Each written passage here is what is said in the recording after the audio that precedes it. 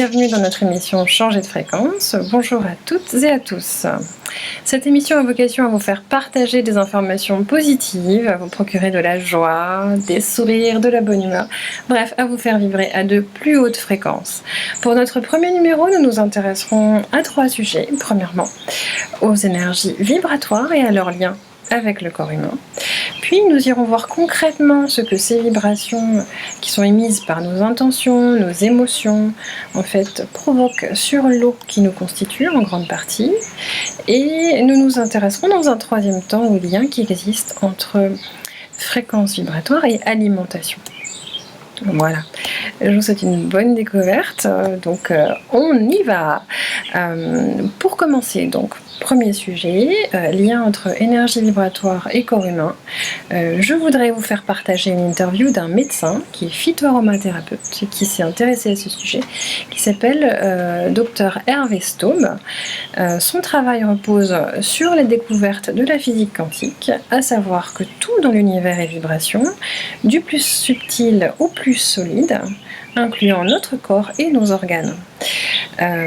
Donc, ça veut dire quoi? Ça veut dire qu'un corps humain en bonne santé a une certaine fréquence et un corps humain malade a une autre fréquence, et qu'il nous serait possible de changer nos fréquences pour aller mieux. Je vous souhaite une belle découverte. Docteur Staub, vous êtes médecin, phytoaromathérapeute, et vous avez écrit de nombreux ouvrages, notamment sur l'énergie vibratoire. En quoi cela consiste pour vous? Pour moi, je ne suis pas le seul à le soutenir, je pense. C'est basé sur toute la notion, là aussi, de physique générale et de physique quantique, à savoir que dans l'univers, tout est vibration. Tout, du plus subtil au plus solide, comme notre corps, par exemple, qui sont des vibrations de basse fréquence. Et donc, les énergies vibratoires, j'écris ce livre sur les énergies vibratoires, en avançant des hypothèses permettant d'expliquer, par exemple, la télépathie, les ubiquités, les fractures temporelles, les rêves, la mort. Je reviens sur l'homme vibratoire quand même. Oui. C'est comme la source. Alors, en quoi est-ce pour vous la clé d'une bonne santé? La clé d'une bonne santé, c'est tout simplement lorsque nous sommes en phase avec l'environnement. C'est-à-dire nos fréquences vibratoires. Le corps humain a des fréquences vibratoires précises. Un corps humain en bonne santé, les mesures ont été faites assez récemment, il se situe entre 62 et 68 MHz. La vibration globale, sachant que chaque organe a sa vibration propre. Donc c'est la moyenne, la moyenne de la somme des fréquences vibratoires des organes. Voilà. Et donc une bonne fréquence vibratoire, c'est là où tout fonctionne en harmonie dans l'organisme. C'est-à-dire que la communication entre les différents organes, entre les différentes cellules, forcément, puisqu'il s'agit des cellules, se fait de façon harmonieuse. Et là interviennent la physique quantique avec aux travaux de Fritz Albert Popp, de Régis Dutheil, etc., qui démontrent qu'il y a une transmission photonique des informations. Voilà, et ça se mesure et ça se corrige? Ah oui, ça se mesure et ça se corrige. Ça se mesure par quoi? Il y a des appareils de mesure. Notamment, il y a un Américain qui s'appelle Bruce Tenio, et qui a fait des recherches dans le domaine, et qui a fait toutes ces mesures. Il y a aussi, il y a plus longtemps déjà, dans les années 30, je crois, le professeur Burr et Rabitz, c'était à la faculté de Yale, je crois, aux États-Unis, l'université de Yale, pardon, et ils ont fait des mesures sur les fréquences vibratoires. Et ils ont mis tout au point toute une nomenclature de maladies qui avaient donc avec les fréquences vibratoires correspondantes. Et on pouvait prévoir l'arrivée de cette maladie en mesurant la fréquence vibratoire. Et ça s'est tombé en désuétude ou bien c'est... Non, ça a été perdu comme par hasard. Ouais, parce que c'était trop préventif, évidemment. Bon, je ne vais pas maintenant faire de polémique. Voilà. Pourquoi pas? Mais c'était trop visionnaire ou c'était trop... Il n'y avait pas de business à faire, c'est ça? C'est ça, c'est tout simplement, ça bloquait. Vous vous rendez compte, ça aurait fait diminuer la consommation de médicaments. Toujours le même problème. Et c'est la même chose actuellement encore. Mais il y a encore actuellement des appareils qui fonctionnent là-dessus? Actuellement, ils sont de plus en plus perfectionnés, qui permettent de mesurer ça avec beaucoup de précision. Mais est-ce que c'est reproductible? Oui. On peut reproduire une mesure et le lendemain avoir la même mesure et se dire qu'on a corrigé quelque chose? Ah oui, bien sûr. Et prévenir éventuellement des maladies? Oui, mais en fait, on ne peut pas le savoir, parce que si on les a prévenus, on les a certainement éliminés. Oui. Donc on ne sait jamais si... Bien sûr, mais ça c'est la loi, ça c'est l'histoire du chat de Schrödinger. Hein. Oui, c'est ça, on ne sait jamais s'il est mort ou il n'est pas mort. Hein. Non, voilà. On ne saura jamais. Ça. Et dans un de vos ouvrages aussi, vous dites que le symptôme ne constitue pas la maladie. Oui. Il n'en est que l'expression. À votre sens, c'est quoi? Ça veut dire quoi? Je ne sais pas si vous avez lu mon bouquin, là, il y a un iceberg. Donc oui. le symptôme, c'est la partie immergée de l'iceberg. La partie immergée, ça représente le 9e, disons, de l'iceberg complet. Le symptôme, donc on enlève le symptôme, donc on coupe la partie immergée de l'iceberg. Donc il y a une nouvelle partie qui émerge. Donc nouveau le 9e de ce qui reste. Hein. Ça, c'est un autre symptôme qui apparaît. Et tant que le terrain lui-même, le fond, donc la base de l'iceberg n'aura pas été réharmonisé, eh bien la maladie continuera. Et c'est pour ça que ça explique pourquoi les récidives aussi, entre autres, n'est-ce pas? Ça, et vous pensez que vos travaux qui sont autour de la physique quantique, ou de la médecine quantique, je ne sais pas si c'est adapté comme terme, représentent la médecine de demain ou pas? Oui, pour moi la médecine quantique, c'est la médecine de demain, parce que ça sera une médecine sans médicaments. Ça sera une médecine informationnelle, informationnelle. Et médecine informationnelle et de l'intention. L'intention, c'est-à-dire, bon, dans l'information, on peut mettre une intention, et on a prouvé que l'intention elle-même génère un champ électromagnétique. Ça c'est prouvé, ça se mesure. Hein, l'intention génère un champ électromagnétique. Un champ électromagnétique, oui, ou même des champs scalaires, hein, si vous voulez, donc ça va encore plus loin. Voilà. Donc avec ça, moi je suis convaincu que ça c'est la médecine de demain. Donc pas de médicaments, évidemment, c'est pour ça que c'est tellement freiné, hein, ce genre de choses. Alors ça corrobore un petit peu aussi une autre chose que vous avez citée dans votre livre. Vous dites que le surnaturel ne sert qu'à masquer les limites des connaissances actuelles. Le surnaturel, en fait, le surnaturel, c'est quelque chose qu'on n'a pas encore trouvé l'explication. Donc vous pensez que le paranormal et tous les phénomènes paranormaux sont juste une autre forme de réalité? C'est une autre forme de réalité, encore perçue, mais qui se passe dans d'autres dimensions à ce moment-là. Ce n'est pas forcément dans notre dimension, même si ça apparaît dans notre dimension, parce qu'il y a un changement de fréquence là aussi, pour apparaître par exemple dans notre 3e dimension, mais ce sont des phénomènes qui peuvent se passer très bien en 4e ou en 5e dimension. Et que les rêves, comme vous le dites aussi, les rêves nous permettent d'accéder à ces dimensions-là? Pas tous les rêves, bien sûr, tous, mais il peut y avoir, ce sont des portes d'accès, parce qu'on change de fréquence. On change de fréquence à ce moment-là. Notre système de syntonisation, notre émetteur-récepteur change de fréquence et arrive à se syntoniser sur l'autre fréquence. D'où il est en résonance avec cette fréquence, donc possibilité d'avoir accès à ces dimensions. Et pour finir, si vous deviez donner un conseil à vos patients ou à nos internautes, comment ça harmoniser ces fréquences corporelles? Déjà en ayant une hygiène de vie équilibrée, une alimentation équilibrée également, en sachant se soustraire au maximum à l'hyperstress en tenue. Le stress en lui-même il est normal, c'est nécessaire, mais je parle de l'hyperstress en tenue, à toutes les contraintes, toutes les pressions. Voilà. Savoir utiliser déjà, aller dans la nature, se mettre au contact de la nature. Ça met en phase. Voilà, se mettre en phase avec la nature. Également la méditation, ça c'est maintenant démontré aussi que la méditation élève le champ de conscience, montre également une méditation de quelques minutes va augmenter votre fréquence vibratoire du corps de 15 MHz. Donc améliore le potentiel vital, c'est ça? Voilà. Entre autres, voilà quelques conseils que je donnerai. Docteur Hervé Staub, merci d'avoir répondu à nos questions. Merci à vous.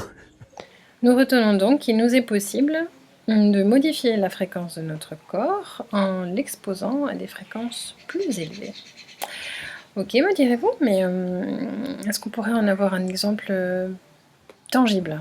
Eh bien oui, c'est l'objet du point numéro 2 de notre émission. Dans ses travaux sur la mémoire de l'eau, le docteur Masaru Emoto s'est intéressé à l'influence que pouvaient avoir nos intentions, nos émotions sur l'eau. Et ça, c'est un exemple tangible. Il les a congelés, enfin du moins il a congelé donc l'eau pour faire en fait une sorte d'arrêt sur image et voir ce qui se passait. Et il se trouve que les cristaux d'eau sont différents suivant qu'ils ont été exposés à des intentions positives, à ce moment-là ils sont juste magnifiques, ou alors suivant qu'ils aient été exposés à des émotions négatives, et alors là ça fait peur. Et quand on sait qu'on est constitué à 65% d'eau en moyenne, eh bien ça donne à réfléchir. Voici un extrait du reportage Le pouvoir secret de l'eau.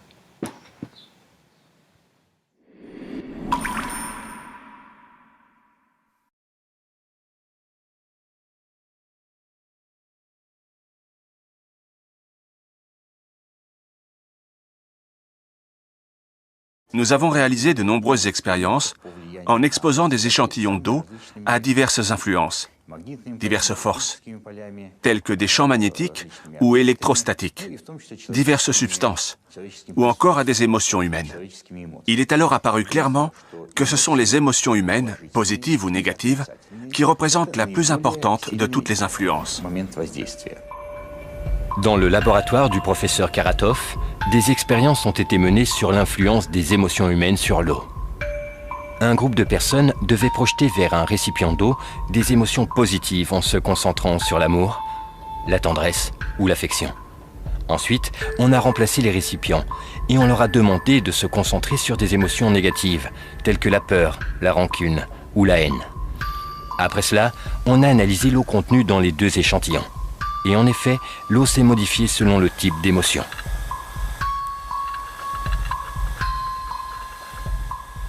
On a remarqué que les émotions positives, comme l'amour, augmentent les niveaux énergétiques de l'eau et la stabilisent, alors que les émotions négatives, comme la haine, les font baisser, provoquant des changements radicaux dans l'eau. J'espère pouvoir montrer à tout le monde que l'eau a une mémoire. Dans le laboratoire du Dr Emoto, on analyse des échantillons d'eau soumis à diverses influences extérieures. Ces échantillons d'eau sont ensuite fixés et enregistrés par une congélation instantanée de l'eau pour pouvoir l'observer au microscope. Voilà à quoi ressemble une eau chauffée au micro-ondes. Ici, les effets du téléphone portable. Ici, une eau à laquelle on a dit merci. Pardon. Tu me dégoûtes.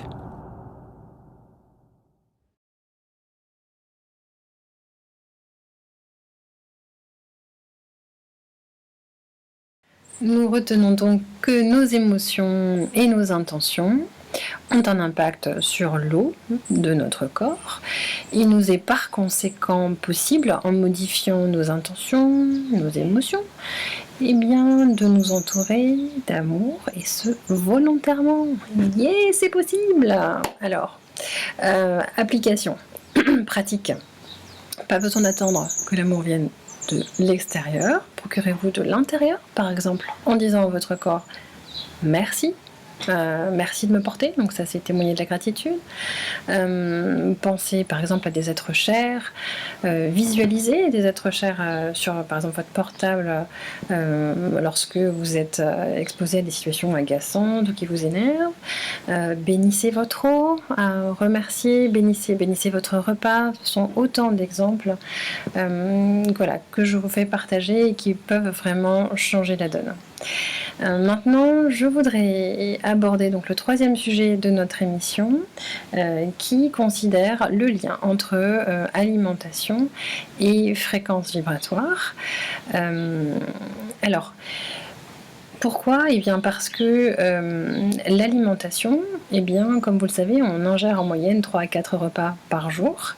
Et il semble que manger des aliments plus vivants, c'est-à-dire des fruits, des légumes, et éviter les aliments morts, c'est-à-dire les aliments transformés, les aliments cuits, voilà, beaucoup de chair animale, eh bien, il semble que se nourrir davantage de vivants permet de changer de fréquence vibratoire et de s'élever. Et ça nous permettrait donc de nous connecter à ce que certains appellent l'intelligence universelle et que pour ma part, j'appelle notre Père. Voilà, et pour illustrer ce propos, je vous propose de découvrir une vidéo d'Irène Grosjean, qui est médecin et naturopathe depuis plusieurs décennies. C'est un phénomène et elle nous fait part de son expérience dans la vidéo suivante, une philosophie de vie pour comprendre le bonheur et les clés d'une bonne santé. Je vous laisse savourer.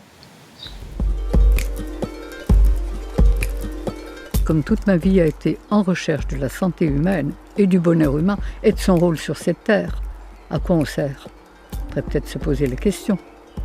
Si chacun faisait ce qu'il a à faire, parce qu'on est tous uniques et magnifiques, et on a tous quelque chose à faire sur cette terre, et l'important c'est que chacun fasse ce pourquoi il est fait et qu'il aime le faire. Et c'est à la portée de tous les êtres humains. À partir du moment où on aime faire ce que l'on fait, Qu'est-ce qu'on peut souhaiter de plus?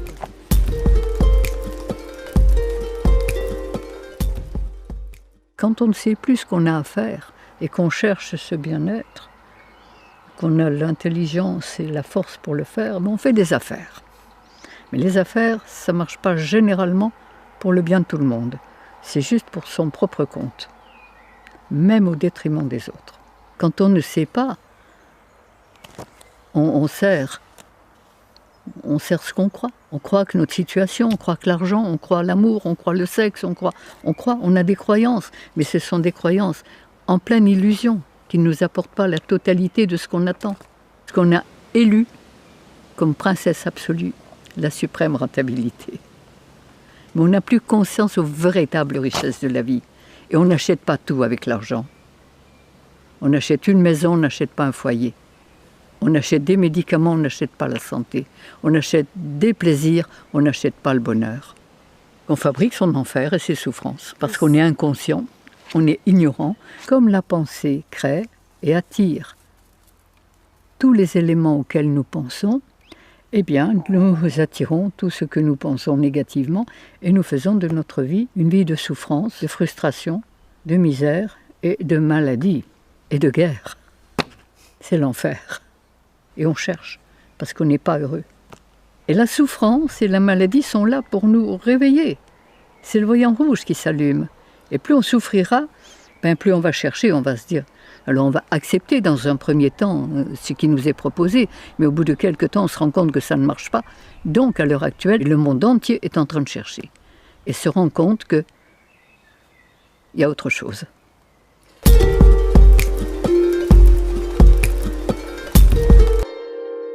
Notre corps est construit de 1/3 de son poids de cellules, les petites merveilles qui font 1/20 de millième de millimètre, qui possèdent un appareil respiratoire, digestif, reproducteur et un cerveau.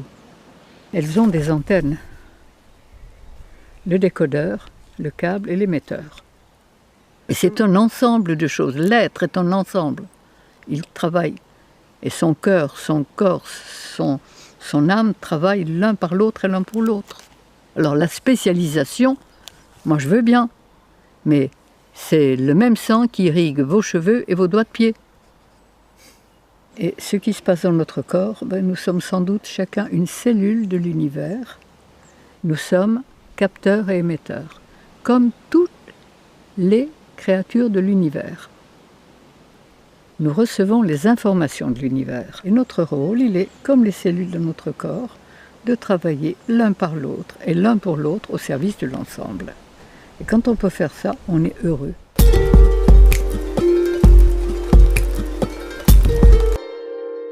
La santé est ce que nous avons de plus précieux. Et c'est la première chose, et c'est le point de départ de tout le reste. Toutes les déviations humaines ont leur racine dans l'alimentation qui n'est pas celle de notre système digestif. Et je me suis rendu compte qu'en mangeant des aliments vivants, ils pouvaient nous apporter de la vie. Étant donné que notre foie, le foie humain, a été conçu et construit pour digérer les fruits de la cueillette, et que le système, les fruits nous apportent l'énergie de l'air, de l'eau, de la terre, du soleil. Les fruits, c'est le sucre. C'est le carburant de notre système humain. Et quand on mange des fruits, on se rend compte qu'on n'a pas faim et qu'il faut en manger peu pour être rassasié. Si on n'avait donné que de l'herbe et du foin aux vaches, ces pauvres bêtes n'auraient été ni malades et encore moins folles. Et c'est exactement pareil pour les hommes. S'ils donnaient à leur corps les aliments qui sont faits pour son système digestif, pourquoi les hommes ont changé leur alimentation? Pourquoi ils ne sont pas restés cueilleurs et qu'ils sont devenus cueilleurs-chasseurs? Quand vous avez une voiture au diesel, vous ne la faites pas marcher au super. Et pour moi, le péché originel, c'est la cuisson de nos aliments. Mais on a tellement l'habitude à cette nourriture qu'on n'imagine pas pouvoir s'en passer. Pourtant, quand on découvre tout ce qu'on peut faire avec des végétaux, avec des légumes, avec des graines germées, avec des fruits, c'est absolument infini. Et c'est créatif et c'est délicieux au maximum. et c'est très nutritif. Et quand je vois la transformation psychologique et émotionnelle de tous les gens qui ont changé d'alimentation, qui ont nettoyé leurs humeurs, c'est plus les mêmes. Ils changent de vie et en fonction de ça, les maladies disparaissent.